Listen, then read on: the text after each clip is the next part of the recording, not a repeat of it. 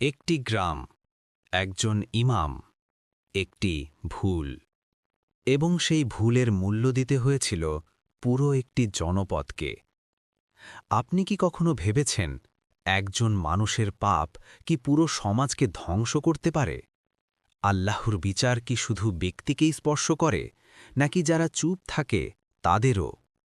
আজকের এই ডকুমেন্টারিতে আমরা এমন একটি ঘটনার দিকে ফিরে তাকাব যা ইসলামের ইতিহাসে একটি কঠোর সতর্কবার্তা হয়ে আছে। একজন ইমামের একটি ভুল সিদ্ধান্ত, যা শুধু তাকে নয়, তার পুরো সমাজকে আল্লাহর গজবের মুখে দাঁড় করিয়ে দিয়েছিল। ইসলামের ইতিহাস শুধু বিজয়ের গল্প নয়, এই ইতিহাসে আছে সতর্কতার পাঠ। আছে এমন মুহূর্ত যখন নেতার ভুল পুরো উম্মাহকে কাঁদিয়েছে। আল্লাহ সুবহানাহু ওয়া তাআলা পবিত্র কুরআনে স্পষ্টভাবে বলেছেন, এবং সেই ফিতনাকে ভয় করো যা শুধু তোমাদের মধ্যে যারা জালিম তাদের উপরেই আপতিত হবে না। সূরা আনফাল, আয়াত ২৫। এই আয়াতটি শুধু একটি সাবধানবাণী নয়, এটি একটি অলঙ্ঘনীয় সত্য। যখন সমাজে অন্যায় হয় এবং সেই সমাজের নেতা, যার দায়িত্ব ছিল প্রতিবাদ করা, যদি তিনিই নীরব থাকেন, মাথা নত করেন বা নিজেই সেই অন্যায়ের অংশ হন, তখন আল্লাহর বিধান কার্যকর হয় এবং সেই বিধান পুরো জনপদকে গ্রাস করে। আজ আমরা এমন একটি ঘটনা নিয়ে কথা বলবো যা সাহাবা ও তাবেঈনদের যুগে আলোচিত হয়েছে, যা ইমামদের দায়িত্ব, নেতৃত্বের আমানত এবং নীরবতার পাপ নিয়ে ইসলামের সবচেয়ে গভীর শিক্ষাগুলোর একটি বহন করে। ইসলামে ইমামের স্থান অত্যন্ত উঁচু। তিনি শুধু নামাজ পরিচালনা করেন না, তিনি একটি জনগোষ্ঠীর আধ্যাত্মিক অভিভাবক। তিনি সত্য বলার সাহস রাখেন এবং মিথ্যার বিরুদ্ধে দাঁড়ানোর দায়িত্ব নেন। রাসূলুল্লাহ সাল্লাল্লাহু আলাইহি ওয়াসাল্লাম বলেছেন, তোমাদের প্রত্যেকেই দায়িত্বশীল এবং প্রত্যেককেই তার দায়িত্ব সম্পর্কে জিজ্ঞাসাবাদ করা হবে।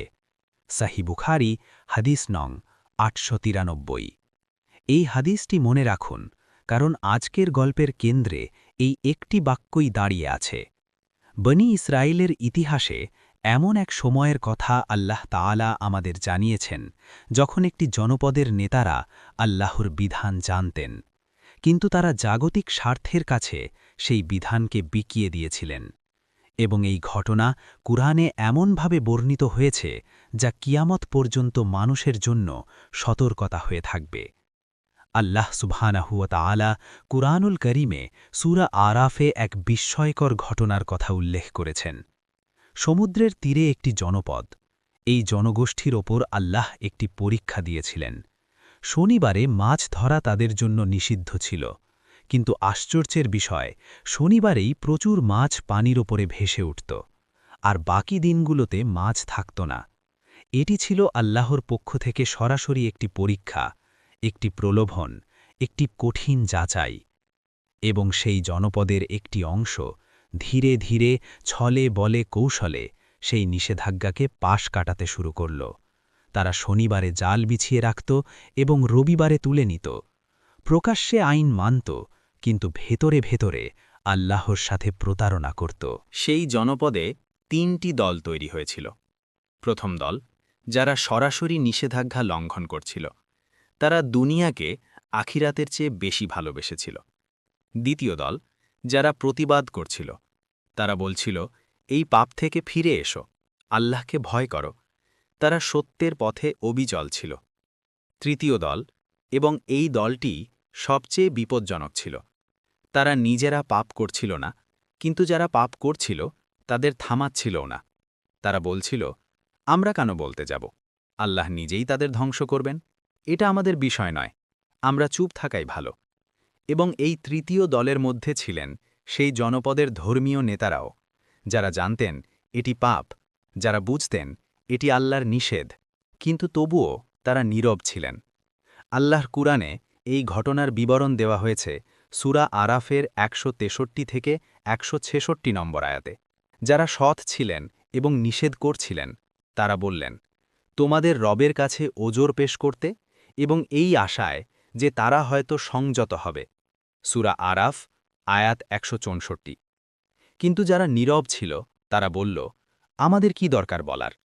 যে সতর্কবাণী উপেক্ষা করা হয়েছিল, যে নেতারা কথা বলেননি, যে সমাজ অন্যায়কে প্রশ্রয় দিয়েছিল, সেই সমাজের উপর আল্লাহর সিদ্ধান্ত নেমে এলো।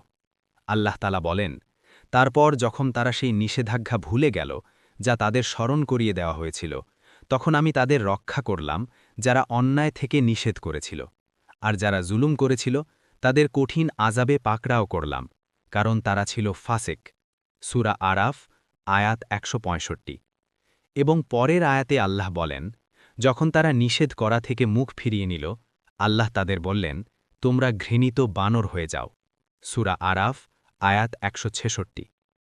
পুরো জনপদ ধ্বংস হয়নি, কিন্তু যারা অন্যায় করেছিল এবং যারা নীরব থেকেছিল তারা আল্লাহর বিশেষ শাস্তির মুখে পড়েছিল। শুধুমাত্র সেই ছোট দলটি রক্ষা পেয়েছিল যারা সত্য বলেছিল, অন্যায়ের বিরুদ্ধে দাঁড়িয়েছিল। এবং ইমাম ইবনে কাসির তার তাফসিরে উল্লেখ করেছেন যে নেতারা এবং যারা জেনে শুনে নীরব ছিলেন তারাও সেই শাস্তির অংশীদার হয়েছিলেন, কারণ নীরবতা যখন অন্যায় হচ্ছে ইসলামে অনুমোদন হিসাবে গণ্য হয়। ইতিহাসের পাতা থেকে বেরিয়ে এসে এবার সরাসরি মূল প্রশ্নে আসা যাক। ইমামের ভুল কি ছিল? সে নামাজ ছেড়ে দেয়নি, সে কুরআন অস্বীকার করেনি, সে প্রকাশ্যে পাপও করেনি। তার ভুল ছিল নীরবতা, তার ভুল ছিল দায়িত্ব এড়ানো, তার ভুল ছিল সত্য জেনেও না বলা।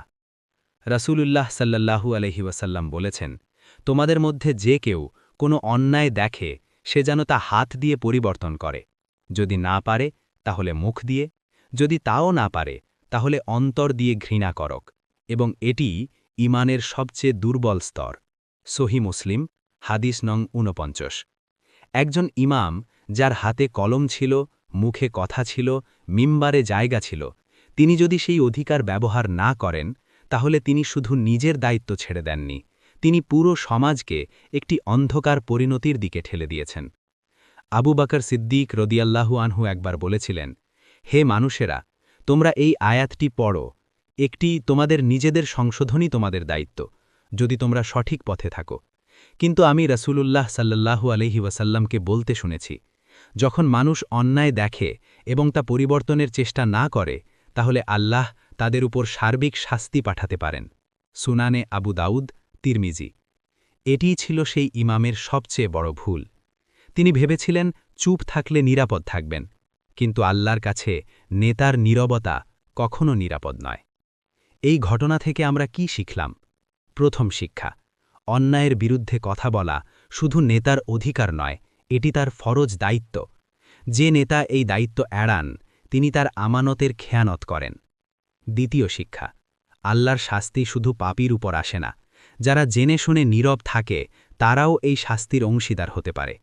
তৃতীয় শিক্ষা, সমাজকে রক্ষা করতে হলে সমাজের কণ্ঠস্বার চাই, মিম্বার থেকে সত্য বলার সাহস চাই, এবং সেই সাহস যদি না থাকে তাহলে সেই সমাজ ভেতর থেকে ভেঙে পড়ে। আজকের দিনে আমাদের চারপাশে কত অন্যায় হচ্ছে, কত নেতা নীরব, কত আলেম মিম্বারে উঠেও সত্য বলতে ভয় পান, কত সমাজ চোখ বুজে থাকে, ভাবে এটা আমার বিষয় নয়। কিন্তু কুরআন বলছে, এটা তোমার বিষয়, এটা আমার বিষয়, এটা আমাদের সবার বিষয়। আল্লাহ তাআলা সূরা আলে ইমরানে বলেছেন, তোমরাই শ্রেষ্ঠ উম্মাত যাদের মানুষের জন্য বের করা হয়েছে। তোমরা সৎ কাজের আদেশ দাও, অসৎ কাজ থেকে নিষেধ করো এবং আল্লাহর প্রতি ঈমান রাখো। সূরা আলে ইমরান আয়াত ১১০। এই আয়াতটি একটি পরিচয়পত্র, এই উম্মার পরিচয়। যদি আমরা এই পরিচয় ভুলে যাই, যদি আমাদের ইমামরা নীরব থাকেন, যদি আমাদের সমাজ অন্যায় দেখে মুখ ফেরায়, তাহলে সেই গ্রামের গল্প আমাদের গল্প হতে বেশি সময় লাগবে না।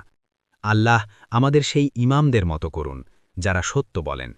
আল্লাহ আমাদের সেই সমাজ থেকে রক্ষা করুন যেখানে অন্যায় নীরবে চলে, এবং আল্লাহ আমাদের সেই দলের অন্তর্ভুক্ত করুন